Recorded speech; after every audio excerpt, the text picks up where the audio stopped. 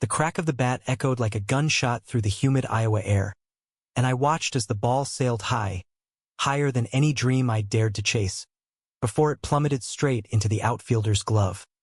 Game over, just like that. My heart hammered not from the play, but from the way Coach Harlan's eyes met mine across the diamond. A flicker of something raw and unspoken passing between us that made the summer heat feel like it was burning me alive from the inside. "Kid," he said later that night, his voice gravelly over the crackle of the campfire. "You swing like you've got ghosts chasing you? What's eating at you?" I wasn't supposed to be here, not really.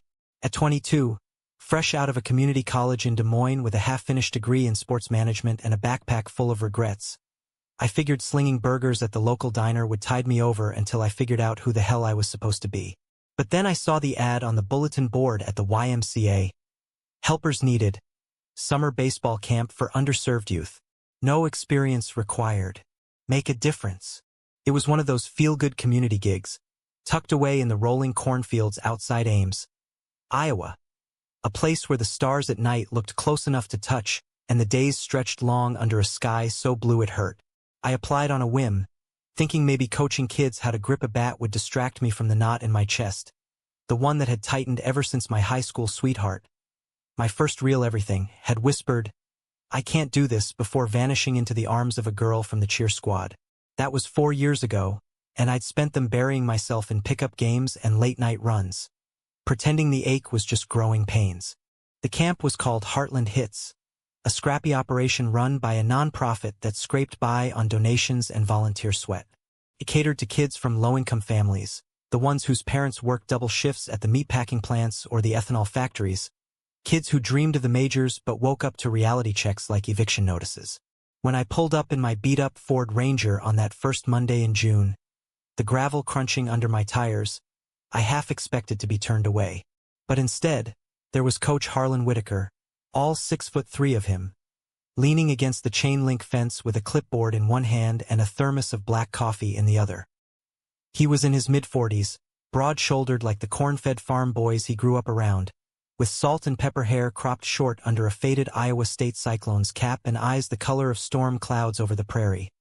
Piercing, like they could see right through your swing and into your soul. "Alex Rivera?" he'd called out, squinting at me as I unfolded from the truck. His voice had that Midwestern drawl, warm as fresh-baked cornbread but edged with the kind of authority that came from years of calling plays. I nodded, wiping sweat from my brow even though the sun was barely up. "Good. We need hands like yours. Ever coached before?" I shook my head, mumbling something about playing shortstop in high school. He clapped me on the shoulder, firm, but not rough. And it was the first real touch I'd had in months that didn't feel like pity. "Doesn't matter. Heart's what counts here. Come on, let's meet the troops." The troops were a ragtag bunch of 20 boys, ages 10 to 14, spilling out of a sagging yellow school bus like puppies from a sack. There was Jamal, the wiry 11-year-old from Des Moines with a gap-toothed grin and a fastball that could humble a major leaguer. Little Tommy, who stuttered when he got excited but could field grounders like a pro.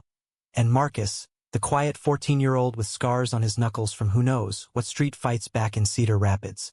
They eyed me warily at first, this outsider with the last name that didn't quite fit the flat vowels of the Heartland, but by the end of the first drill, when I showed them how to wrap their fingers around the bat just right, thumb over knuckle like holding a secret, I had them laughing, swinging wild and free under the relentless sun. Harlan ran the show with a quiet intensity that bordered on magic. He'd pace the baselines in his scuffed cleats, barking corrections that sounded more like encouragement. "Elbows up, son. Not like you're apologizing for the hit." Or "eyes on the ball, not the ground. That's where dreams go to die." But it was the evenings I started looking forward to most, after the kids piled back onto the bus and the field emptied out, leaving just the hum of cicadas and the scent of fresh-cut grass. We'd linger in the dugout, him nursing that thermos while I cracked open a root beer from the cooler, talking about everything and nothing. He'd spin yarns about his glory days at Iowa State, how he'd blown out his knee in the '98 playoffs and traded scholarships for a lifetime of coaching Pee-wee leagues. "Baseball's not about the wins, Alex," he'd say, staring out at the horizon where the silos stood like silent sentinels. It's about showing up when the game's rigged against you. I opened up 2 in bits and pieces. About my dad, a welder who'd drunk himself into an early grave when I was 16, leaving me and Mom to scrape by in a trailer park on the edge of town. About the letters from my brother in the army, stationed in some dust-choked base in Afghanistan, always ending with "hang in there, little man." And yeah, eventually about the ghosts, the way I'd spent high school hiding crushes on the quarterback instead of the head cheerleader, kissing girls in the bleachers to prove something to myself that never quite stuck. Harlan listened without judgment, his nods slow and thoughtful, like he was filing it all away for later. "World's a tough pitch, kid," he'd murmur. "But you learn to swing anyway." By the end of the second week, the camp had settled into a rhythm. Morning drills at dawn, afternoon scrimmages that devolved into water fights, and group huddles where Harlan would drop these life lessons disguised as pep talks. "What makes a team?" he'd ask, and the boys would shout back, "Trust," or "Heart," while I'd hang back, arms crossed, feeling like an intruder in my own skin. One afternoon, during a particularly brutal heat wave, Marcus twisted his ankle sliding into second. The kid was tough, biting back tears as I helped him to the bench, but when Harlan knelt down, ice pack in hand, voice low and steady, something shifted. Marcus looked up at him like he was Superman, and Harlan just ruffled his hair, saying, "Pain's temporary, champ. Pride's forever." I watched from the sidelines, a pang hitting me square in the chest.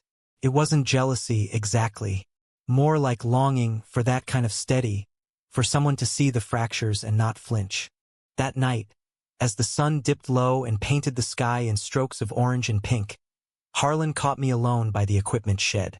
The air was thick with the smell of oiled leather and distant rain. "Alex," he said, leaning against the doorframe, his shadow long across the dirt, "you've got a gift with these kids. The way you break it down. It's like you've been doing this your whole life." I shrugged, kicking at a loose pebble, heat rising in my face that had nothing to do with the weather. "Just paying it forward, I guess." He stepped closer, close enough that I could smell the faint cedar of his aftershave mixed with sweat. "More than that. You're real. In a world full of showboats, that's rare." His hand brushed my arm. Accidental, maybe, and the world narrowed to that point of contact, electric and terrifying. I pulled away first, mumbling about checking the gear, but as I walked back to my tent, heart pounding like I'd just stolen home, I knew something had cracked open inside me, something that couldn't be taped shut with duct tape and denial. The days blurred after that, each one a tightrope walk between the easy camaraderie of the camp and the undercurrent pulling me toward Harlan. We'd steal moments. Him tossing me pop flies during breaks, our laughter echoing off the backstop. Me spotting him on bench presses in the makeshift gym tent, counting reps while trying not to notice the flex of his arms under the tank top. The kids picked up on it too, in their innocent way, Jamal ribbing me with "Coach Alex got a crush on the big man?" until I'd chase him around the bases with a fungo bat. But beneath the jokes, there was a current of truth, and it scared me spitless. I'd lie awake in my sleeping bag, staring at the canvas ceiling, replaying every glance, every word, wondering if I was reading maps into shadows. Then came the storm.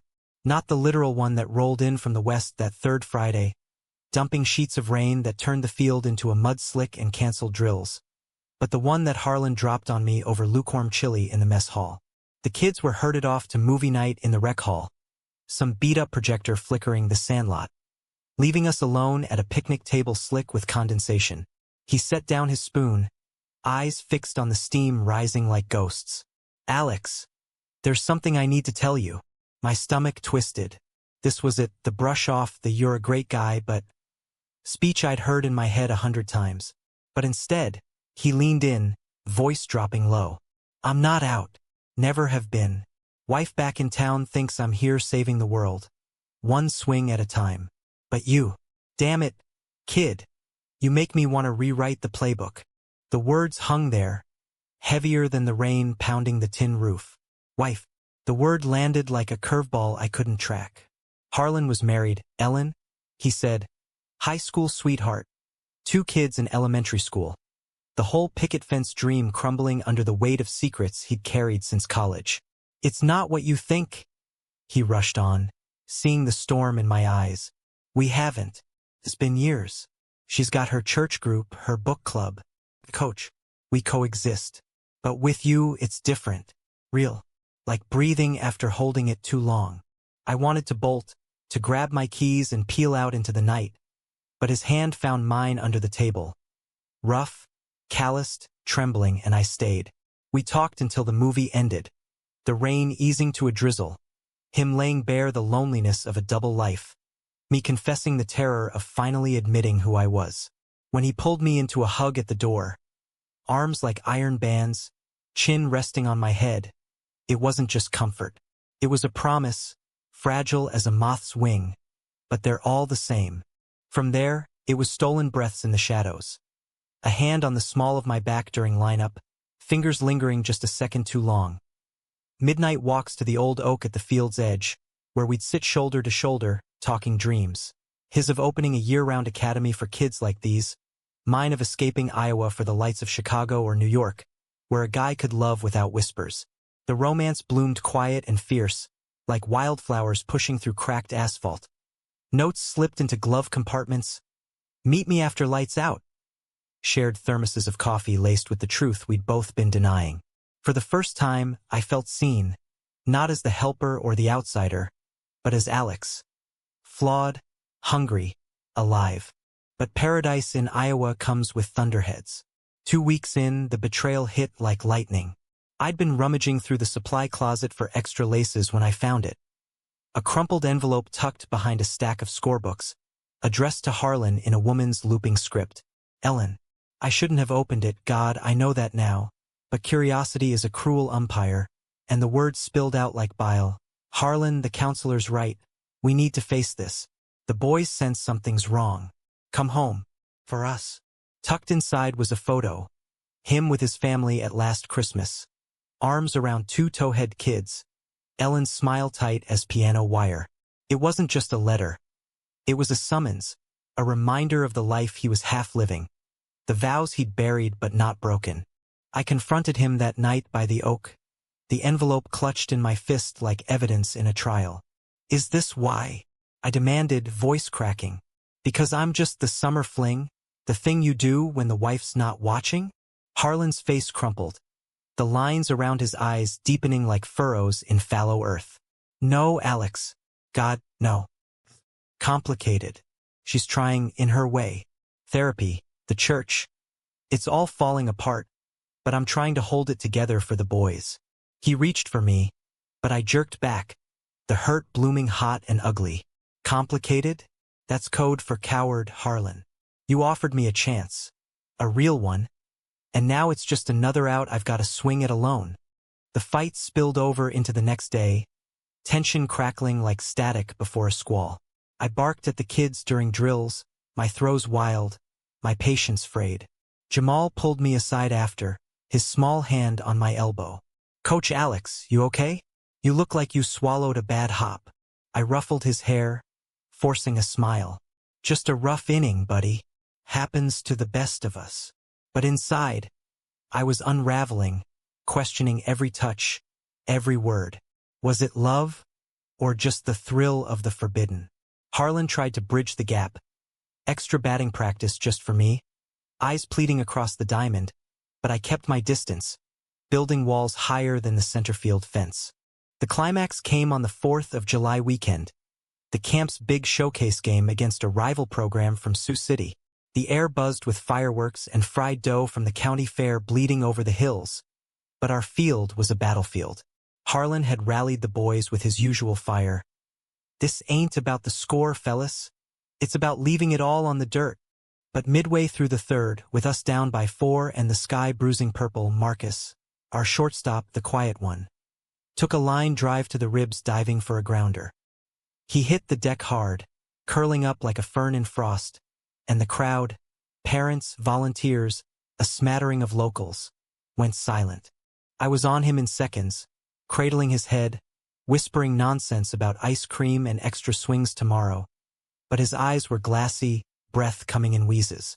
Harlan sprinted over, face ashen, barking orders for the trainer while the ump called time.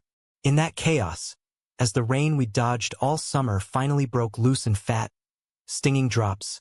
Our worlds collided. "Breathe, Marcus, easy now," Harlan coached, his hand on the boy's shoulder. But his gaze flicked to me, desperate, like I was the one breaking. The kid stabilized. Cracked rib, nothing more. But in the dugout, stripping off mud-soaked jerseys, Harlan pulled me into the shadows behind the backstop. "Alex, please. I can't lose you, not like this." The dam broke then, words tumbling out amid the downpour. My fears of being the other man, the disposable secret. His terror of appending his kid's world for a love he'd only read about in dog-eared novels. "I want to come out," he admitted, rain streaking his face like tears. "For real. But it's not just me. It's them. Ellen has known for years. We're separating quietly. Papers drawn up last month. But the boys, they idolize me. How do I tell them their dad's not who they thought?" I cupped his face, thumbs brushing whiskers wet with more than water. "You tell them the truth, Harlan. The real you. Because hiding it, that's the real betrayal." We called the game Muddy Field Injured Player and herded the kids into the bus under a sky clearing to stars. That night, around the campfire sputtering in the damp, Harlan gathered us all. Not just me, but the boys, the volunteers, the ghosts of our fears. "Team," he started, voice steady as the oak's roots. "Life throws curveballs. Sometimes you gotta step up to the plate anyway." He glanced at me, a nod like a vow, then turned to Marcus. "And sometimes, you got folks in your corner who'll catch you when you fall." The kids leaned in, wide-eyed, as he shared. Not the whole story, not yet, but enough. About being true to yourself, even when it scares the hell out of you. Jamal hooped, Tommy nodded solemnly, and Marcus, bandaged but beaming, squeezed my hand under the log we shared. In the weeks that followed, the pieces realigned, slow as a bases-loaded rally. Harlan filed the papers officially, Ellen agreeing to a clean split with joint custody. No acrimony, just quiet release. He came out to his boys over ice cream sundaes, fielding their confusion with the same patience he taught sliders. "Love's like baseball, guys. It's about the heart, not the uniform." They took it in stride, kids being kids, more worried about the next game than labels. Me? I stuck around past the camp's end, helping Harlan scout locations for that academy he'd dreamed of. A real shot at turning Heartland hits into something permanent, funded by grants and grit. We built from there, tentative at first. Dinners at the local diner where the pie was always warm, drives along the Mississippi where the river ran wide and forgiving. Our first real kiss happened under that oak, leaves rustling like applause, his lips tasting of coffee and courage, soft, searching. A home run after a lifetime of strikes. It wasn't fireworks or violins, just us. Two Midwestern souls who'd swung at shadows and finally connected. Looking back, that summer wasn't about the job or the camp. It was the chance Harlan offered, the one I almost fumbled. In a land of amber waves and endless fields, where secrets grow tall as cornstalks, we chose the light. And damn if it didn't feel like winning the series. The academy broke ground that fall, a modest diamond carved from an old cornfield on the outskirts of Ames, with a cinderblock clubhouse that smelled of fresh paint and possibility. Harlan secured the funding through a whirlwind of grant applications and donor schmoozing. His charm, honed on recruitment trails, turning skeptics into believers. I threw myself into the build, hauling lumber and laying sod. My hands blistered but my spirit unbowed.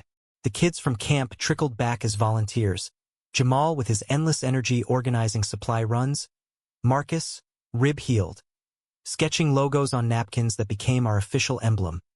A bat crossed with a heart, stitched in red thread. But expansion brought shadows. Whispers started in town, the kind that slither in over coffee at the grain elevator or the VFW hall. Whitaker's got a new arrangement. Folks would murmur, eyes sliding away when Harlan walked by. Ellen handled it with grace, focusing on the boys' soccer schedules and her new pottery class.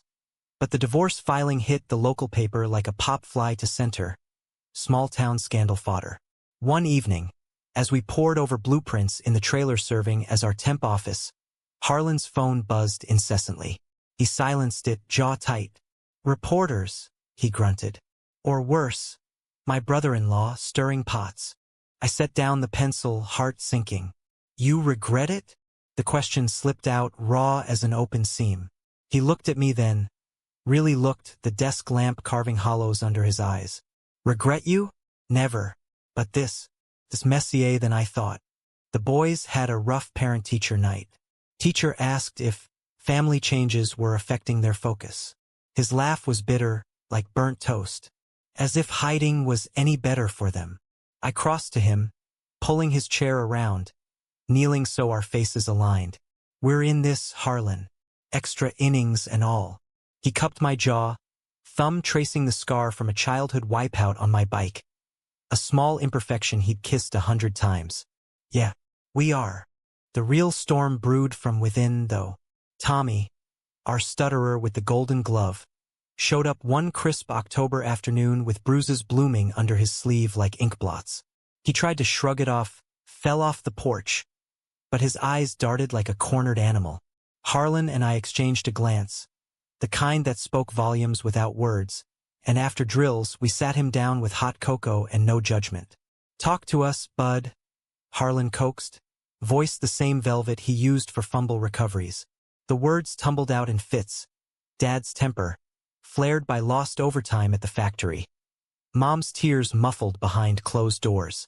I don't want to be trouble, Tommy whispered, twisting the mug. Baseball's my safe base. That night we made calls, child services, a counselor from the nonprofit, Harlan's old teammate who ran a shelter in Des Moines. It was a gut-wrenching relay, paperwork piling like strikeouts. But by week's end, Tommy was placed with his aunt in Marshalltown. A soft landing with a backyard diamond and fewer ghosts. Harlan collapsed onto the trailer couch after, head in hands. These kids, they break you open, don't they? I slid beside him, arm around his shoulders. Yeah, but they put you back together stronger. We stayed like that, the hum of the space heater our only soundtrack, until his breathing evened and I guided him to the cot we shared when nights ran long. Word of Tommy's story spread, not as gossip but as fuel. Donors stepped up, a local bank matching funds, a pro from the Cubs sending signed gear, and by spring, the academy was thriving, 30 kids rotating through clinics, their laughter a balm against the chill winds off the prairie. Harlan and I found our footing too, navigating the public eye with a quiet defiance. We attended the county fair arm and link, ignoring the stares over cotton candy and Ferris wheel lights, hosted a fundraiser barbecue where I flipped burgers while he worked the grill, our hands brushing in passes that felt like declarations. Yet betrayal lingered, a low undercurrent. It surfaced in May, when Ellen's brother, bigoted Bert, a John Deere salesman with a beer gut and a grudge, cornered Harlan at the lumberyard. I wasn't there, but the recounting over dinner pieced it together. Slurs hurled like fastballs, accusations of corrupting the community, threats to pull his boys for weekends if he didn't straighten up. Harlan laughed it off at first. Bert's all bark, like a foul-mouthed border collie. But I saw the fracture, the way his fork paused midair. He's family, Alex. Blood. And he's poison. I reached across the Formica table, squeezing his knuckles. Family's what you build, not what's handed down. We've got our own now, the kids, the team. He nodded, but doubt seeded. The next week, during a rain delay scrimmage in the indoor cage, he pulled me aside. What if they're right? What if this us is hurting more than helping? His voice cracked, eyes stormy. I felt the old fear rise, the one that whispered I was a phase, a detour. Is that what you think? That loving me makes you less? He shook his head, fierce. No, God, no. But the cost. The boys cried last night, asking why Daddy doesn't live home anymore. We argued then, words sharp as spikes. Me accusing him of 1 foot out the door, him pleading for time to shield his heart from shrapnel. I stormed out into the drizzle, cleats squelching mud, driving aimless loops past silos until the tank ran low. Reconciliation came circuitous via Jamal of all people. The kid, now 12 and leggier than a colt, showed up at my door. Mom's car idling, with a manila envelope. Coach H said to give you this. He's moping like a struck-out batter. Inside, a dog-eared journal, Harlan's scrawl filling pages with our story. Not the polished version, but the raw drafts. First sight of me unloading gear. The ache of that hug in the rain. Dreams of a future with academy fields and shared sunsets. Tucked in back, a letter. Alex, you offered me a chance too. To be brave. Don't let my fears steal that. Swing with me. Ash. I found him at the oak. Dusk gilding the leaves. Journal clutched like a peace flag. I'm in, I said simply, and he rose, pulling me close. The kiss that followed was deeper, laced with apology and resolve. A vow renewed under the indifferent stars. Summer swelled again. The Academy's inaugural camp a whirlwind of new faces and old friends. Marcus captained the older squad, his quiet authority blooming. Tommy returned, stutter softened by therapy, fielding with renewed fire. Harlan and I coached side by side, our partnership unspoken but evident. The way I'd call adjustments from the third base line, him nodding without glance, synced like a well-oiled infield. Off-field, we carved space. Lazy Sundays fishing the Skunk River, where he'd teach me fly casts and I'd tease his two left feet two-step to Merle Haggard on the truck radio. But humanism demands payment, and ours came in waves. A donor pulled out, some church group citing family values, slashing our budget mid-season. Harlan paced the trailer, tallying shortfalls, while I crunched numbers on a borrowed laptop. We'll scrape, he declared, but exhaustion etched his features, the weight of provider pressing heavy. I stepped up then, cold-calling alumni from his Iowa State days, pitching not just dollars but legacy. One bite, a retired exec in Chicago, led to a check that covered the gap, and Harlan's grin that night, over takeout pizza on the trailer floor, lit brighter than stadium lights. The betrayal's echo faded, replaced by deeper bonds. Ellen and Harlan found amicable ground, co-parenting weekends where I'd bow out gracefully, cheering from afar as the boys hit dingers at family games. One crisp fall eve, they even invited me to carve pumpkins on their farm. Awkward at first, knives slipping in small talk, but thawing when the eldest, 8-year-old Riley, declared my jack-o'-lantern epic, like a monster coach. Harlan's eyes met mine over candle flickers, gratitude unspoken but profound. As leaves turned fire red, we faced our own crossroads. I'd gotten an offer, a full-time gig coordinating youth programs in Des Moines, steady pay and a cubicle with a view. It's a step, I told him over eggs at the diner. He poked at his hash, fork deliberate. Toward what? Leaving this. Hurt flickered, but I pressed. Building it bigger. For us, the kids. He sighed, setting down the utensil. I know, just scared of losing my shortstop. We weighed it together, pros of stability against cons of separation. Landing on a hybrid. Me commuting, academy hours flexing around diner shifts. It wasn't perfect, but love in the heartland rarely is. Its patched quilts and borrowed time, warm nonetheless. Winter hunkered down, snow blanketing the diamond in hush.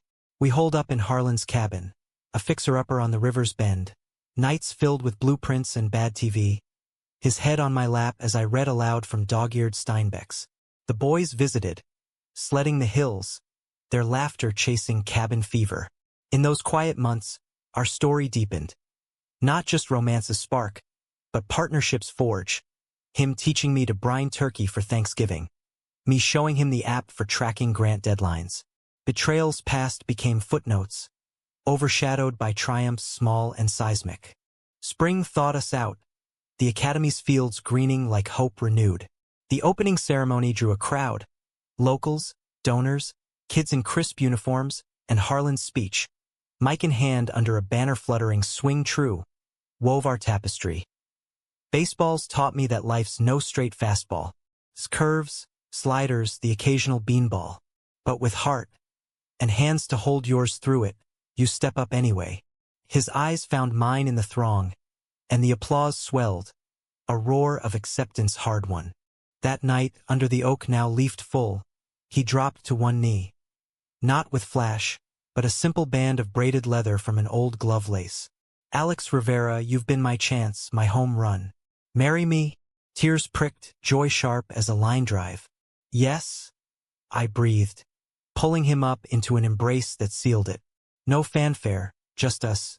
Two men in the American expanse, loving loud against the wind. And so we swung on into whatever the next pitch brought.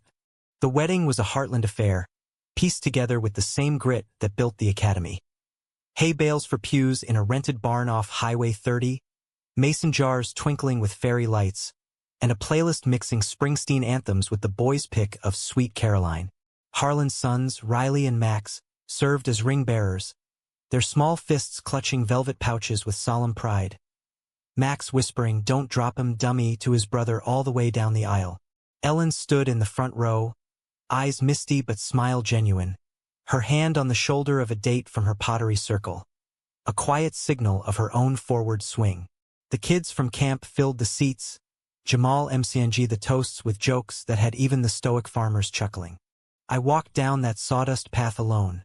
No dad to give me away, just the weight of my own choices propelling me toward Harlan, waiting in khakis and a button-down rolled to elbows, his grin splitting wide as the Mississippi.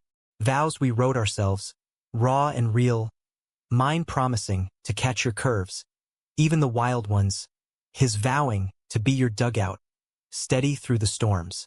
The officiant, a progressive pastor from Ames with a mustache like a broom, pronounced us hitched amid cheers and confetti popped from batting helmets. Our first dance was to "Take Me Home," country roads, off-key but earnest, his hand firm at my waist, whispering homes wherever you are into my ear. Honeymoon was a road trip, naturally, Route 66 echoes in a borrowed RV, chugging from Iowa to the Grand Canyon, where we perched on the rim at dawn, coffee steaming in the chill, watching the sun gild the chasm. "Bigger than us?" Harlan murmured, arms slung around my shoulders. "Nah," I countered, leaning into him. "Just like us. Endless, if you look right." We hiked the trails, him grumbling good-naturedly about switchbacks, me snapping photos of his profile against red rock, capturing the man who'd upended his world for this. Back home, life settled into a rhythm steadier than a change-up. The academy boomed, adding fall clinics for softball girls and winter hitting cages funded by a Cubs grant. I juggled my Des Moines gig with weekend coaching, the commute a meditative blur of podcasts and prairie sunsets. Harlan dove into admin, his charisma reeling in sponsors like fish on a line, but evenings were sacred. Grilling brats on the cabin deck, debating lineup cards over microbrews from a local taproom. The boys integrated seamlessly, Riley shadowing me for guy talks on crushes and curves, Max roping Harlan into fort-building marathons that spilled sawdust across the kitchen floor. Conflict, though, is baseball's constant companion. Change-ups when you expect heat. It struck in August, our first anniversary shadowed by a curve from left field. Bert, Ellen's brother, escalated his venom. Anonymous letters to the paper decrying the academy as indoctrination central. Petitions circulated at the feed store claiming we were recruiting. Whispers turned to barbs. One parent pulling their son after a homophobic rant at pickup, another slashing tires in the lot under cover of night. Harlan bore it stoic, shredding the mail, but I saw the toll. Shoulders slumped like a slumping batter, sleep fractured by midnight worries. "We fight it?" I urged one night, pacing the cabin as rain lashed the windows. PR campaign, ally letters. Show him we're about the kids, not politics. He nodded, but his eyes were distant, fixed on a photo of the boys on the mantel. "It's not just the academy, Alex. It's me. They see me as the villain now, the dad who broke the mold." Doubt crept in, insidious as ivy. Was our love a luxury they couldn't afford? Pushed back, fierce. Or the hero who showed molds are made to break? We rallied the troops, Jamal's mom organizing a counter-petition, Marcus designing protest tees with "Hit Back with Heart," and held a town hall, Harlan at the podium, voice thundersteady. "This place isn't about agendas. It's about giving kids a swing at better. Judge the plays, not the players." The tide turned slow, a grounder finding grass. Editorials praising our resilience. A rival coach from Des Moines donating gear in solidarity. Bert slunk back to his sales route, petition fizzling like a dud firecracker. But the scar lingered. a reminder that progress pitches high and inside. Deeper waters stirred with the boys. Riley, hitting 13, started middle school awkward. Locker room jabs about two dads. Crushes complicating his easy charm. One parent-teacher night, he cornered me in the hall, voice small. Dad says you're family, but what if they hate me for it? My heart clenched, echoes of my own high school hiding. They might, but the right ones won't. And those? We'll face them together. Fastballs and all. Harlan and I tag-teamed it. Family therapy with a counselor versed in blended lives. Weekend retreats to the academy where Riley coached littles. Finding power in the mentor role. Max, younger and breezier, absorbed it sponge-like, declaring at dinner Uncle Alex makes the best pancakes. Better than bio dads. Laughter bridged the gaps. But nights, Harlan held me tighter, murmuring fears of failing them. Betrayal's ghost resurfaced in subtler form.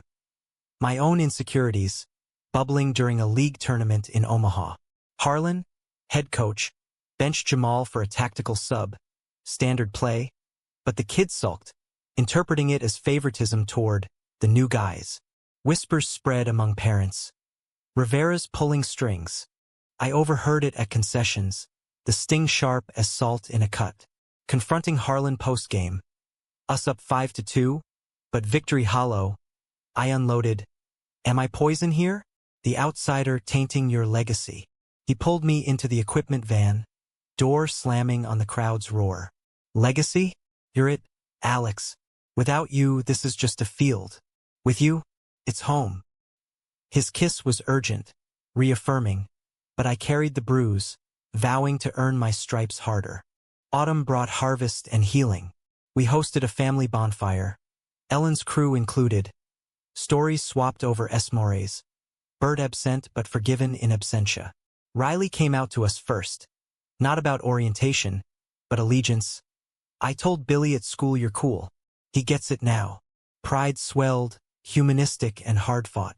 The academy capped the season with a gala. Lanterns glowing like fireflies. Harlan's toast weaving our odyssey. From one chance offered to this family, we've hit foul, struck out, but always stepped back in. Winter wrapped us cozy, snowshoe hikes and cocoa-fueled game nights.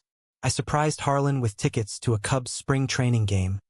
Wrigley Field in March, ivy greening tentative. On the L ride, city lights blurring, he squeezed my hand. Chicago suits you, he teased. Bright lights, big dreams.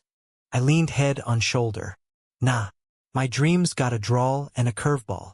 The game was magic. Popcorn rains, organ swells. But the Real win was us, intertwined in the stands, anonymous in the throng yet utterly known. Spring unfurled, academy buzzing with tryouts. New kids arrived. A shy girl from Davenport with a knuckleball grip. A refugee boy from Somalia adapting to gloves too big. Harlan and I divided duties seamless, our marriage a model of equity. Conflict nipped minor. Budget crunches, a coach poached by a bigger program. But we navigated, stronger for the scars. One eve, post-clinic, as the sun dipped and bats stowed, Harlan found me on the mound, tracing the rubber with my toe. Penny? He asked, settling beside. I exhaled. Just grateful for the job that became this. He slung arm round, pulling close. Me too, slugger. Best chance I ever took. And in that moment, under endless sky, we were human, flawed, loved. The game went on, pitches coming, but we'd learned to swing true. Years folded like scorecards, each season etching deeper grooves into our lives. Laugh lines around Harlan's eyes from squinting at sun-glared diamonds. Calluses on my palms from endless high-fives. The academy expanded to satellite sites. One in Cedar Rapids for urban kids, another in Sioux Falls bridging state lines, all under the Heartland Hits banner. Now a non-profit powerhouse touching hundreds. Harlan became a fixture in youth sports circles, keynoting at conferences with that gravel drawl turning heads. Coaching ain't about trophies. It's about teaching kids to stand tall in the batter's box of life. Me? I climbed the ladder in Des Moines, heading regional programs for a statewide initiative, commuting less as we pooled resources for a proper house. A craftsman on Ames Edge with a wraparound porch for watching storms roll in. The boys thrived. Riley, lanky teen now, lettering in varsity track and dating a barista's daughter with zero drama. Max, soccer phenom, declaring pre-algebra his arch-nemesis but acing history essays on civil rights icons. Ellen remarried, a gentle engineer named Tom, their union a quiet counterpoint to our spectacle, blending families into barbecues where potato salad recipes sparked friendly rivalries. But drama, that old umpire, never retires fully. It ambushed in our 5th year, a betrayal born not of malice but momentum. Harlan got scouted, whispers from the Royals farm system, an advisory role in Kansas City, leveraging his eye for talent. It's part-time, he assured over dinner, fork-twirling pasta. Clinics, not relocation.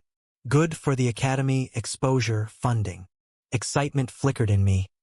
Pride for his ascent, but undercurrent tugged. Distance, the old fear of diverging paths. And us? I pressed casual as I could. He grinned, foot nudging mine under table. Us? Solid as Wrigley. You'd visit, I'd commute. Adventure, babe. The offer formalized over coffee in a KC hotel, Harlan calling elated. They want my takes on development. It's validation, Alex. I toasted with my travel mug, but unease gnawed. Weeks blurred into trial runs. Him jetting for workshops, me holding fort with double-book schedules. Cracks showed subtle. Missed anniversaries excused as flight delays. Texts curt with fatigue.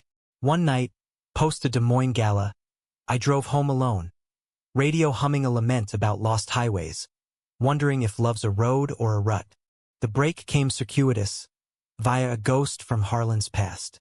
At a conference in St. Louis, he reconnected with Jake, college roommate, ex-teammate, the one who'd covered for late-night bar crawls and unspoken longings. Jake, now a scout with the Cardinals, clean-cut and charismatic, emailed follow-ups. Great catching up. Drinks next time? Harlan mentioned it offhand, but I glimpsed the thread. Nostalgia laced with what-ifs. Paranoia? Maybe. But when Jake's invites multiplied, golf outings, ballgame box seats, my gut twisted like a knotted rope. Confrontation brewed over Thanksgiving leftovers, the kitchen steamy with turkey and tension. It's nothing, Harlan insisted, rinsing plates. Old friend, networking. But his evasion, eyes on suds, not me, stoked the fire. Or temptation, the single life, no complications. Words escalated, accusations flying like errant throws. Me labeling him restless, him calling me insecure. I've given everything, he roared, sponge slamming sink. Divorce, coming out, this life, for us. I fired back, voice breaking.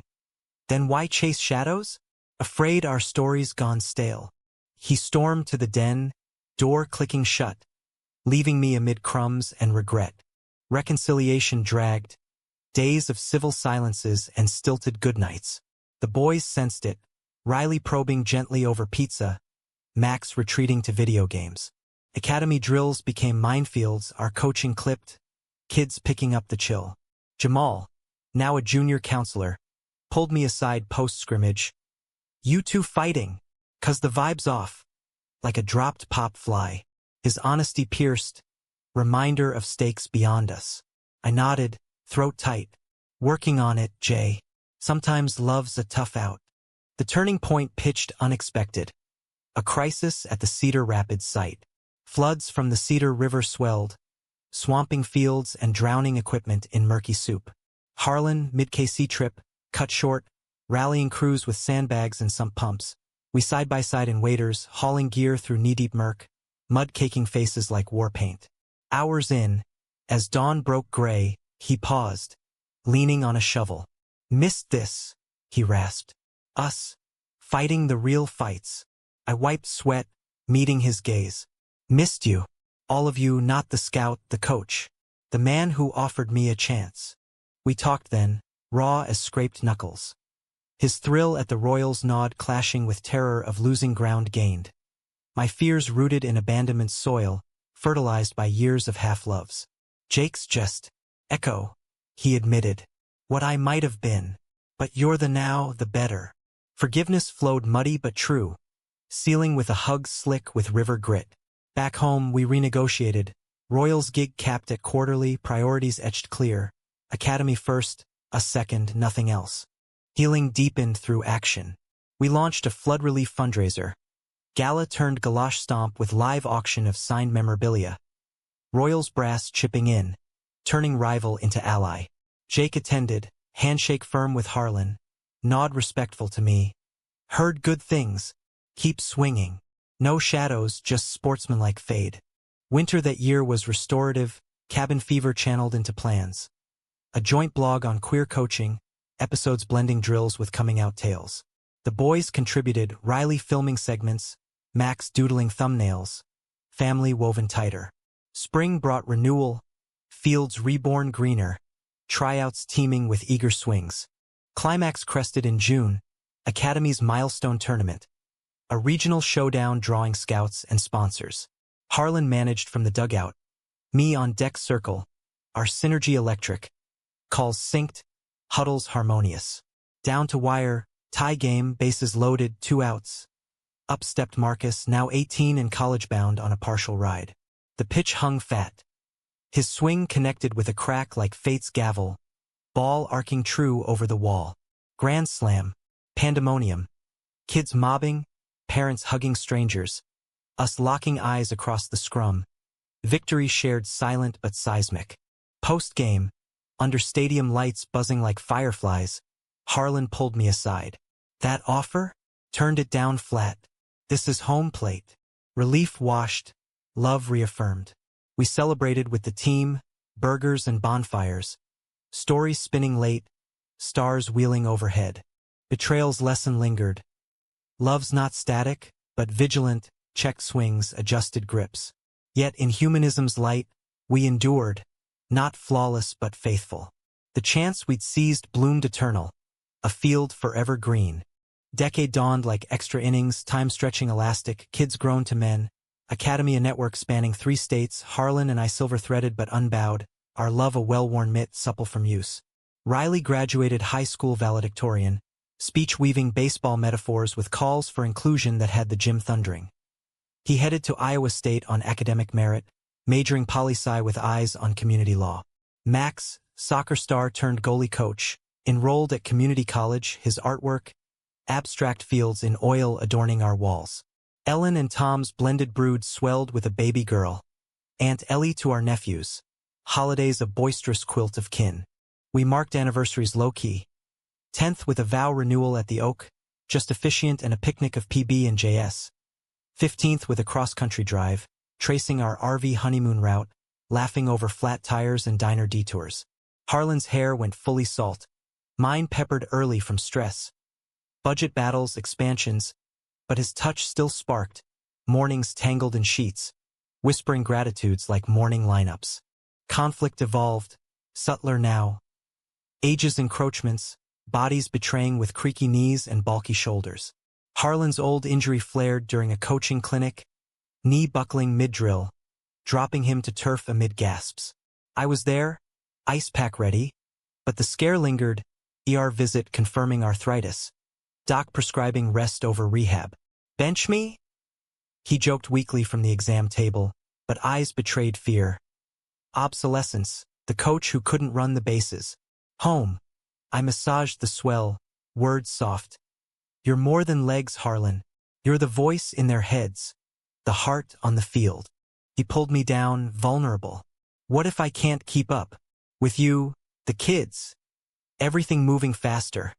We adapted, as always, him shifting to strategist, me taking lead on physicals, our partnership pivoting seamless. But the betrayal cut inward. His withdrawal, nights staring at ceilings, doubting his worth. I'd find him in the den, poring over old tapes, voice narrating plays like exorcism. One dawn, coffee brewing, I knelt by his chair. You're not fading, you're foundational. Let me carry the load a while. Tears tracked his cheeks, rare as rain in July. Afraid of being baggage. I cupped his face. Baggage? You're the gear I can't travel without. Therapy helped. Couple sessions with our old counselor, now gray but sage. Unpacking fears of frailty, reframing as phase, not finale. Harlan emerged emboldened. launching a mentorship podcast, veteran voices, interviewing retired pros on legacy over stats. Listeners flooded in queer athletes, straight allies, threads weaving wider net. External gales howled too. National winds shifted, culture wars cresting. State bills targeting woke programs, whispers of audits on nonprofits like ours. A Des Moines poll, Bert's cousin twice removed, spearheaded a probe, citing inappropriate influences on youth. Letters arrived, official seals, demands for curricular reviews, threatening funding freezes. Harlan's jaw set like flint. We lawyered up, Riley interning summers to build case files. Town halls turned tense, protesters picketing with signs, "Protect our kids," countered by our alums chanting, "Love the game." Climax pitched in a hearing room downtown, fluorescent hum underscoring the farce. Harlan testified first, voice steady. Our programs saved lives, pulled kids from streets, built self-worth swing by swing. Question that, you're questioning hope. I followed, anecdotes of Tommy's rescue, Marcus's scholarship, data on graduation rates triple the state average. The poll blustered, but cracks showed. Reporters live tweeting, social swell supporting. Weeks later, probe dismissed as overreach. But scars smarted. Donor jitters, staff burnout. Betrayal's face, internal leak. A board member, conservative holdover, feeding intel to the poll for greater good. Confrontation in the clubhouse, Harlan's disappointment palpable. We trusted you with our why. The man resigned, apologetic in email, but trust fractured like a bat on bad wood. We reboard diverse, queer parents, former campers, fortifying against future fouls. Healing humanism prevailed. The scandal spotlighted us positively, national features in outsports, grants from progressive foundations. We channeled it into advocacy.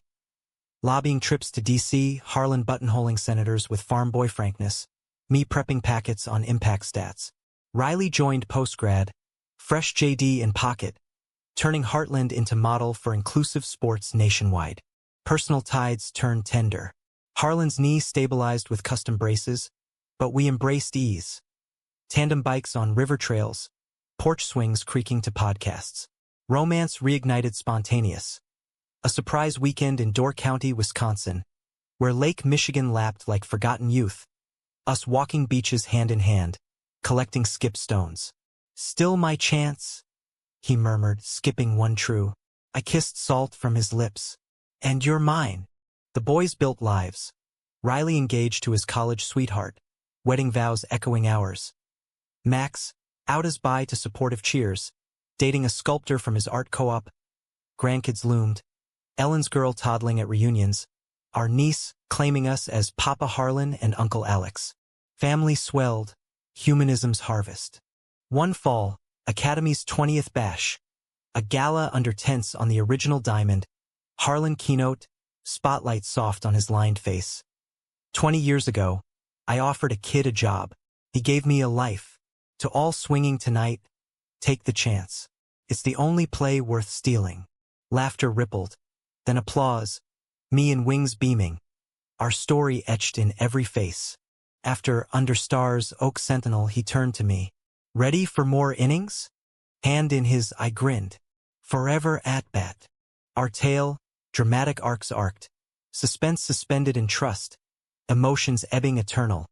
Romantic, raw, redolent of amber fields and unbroken promises.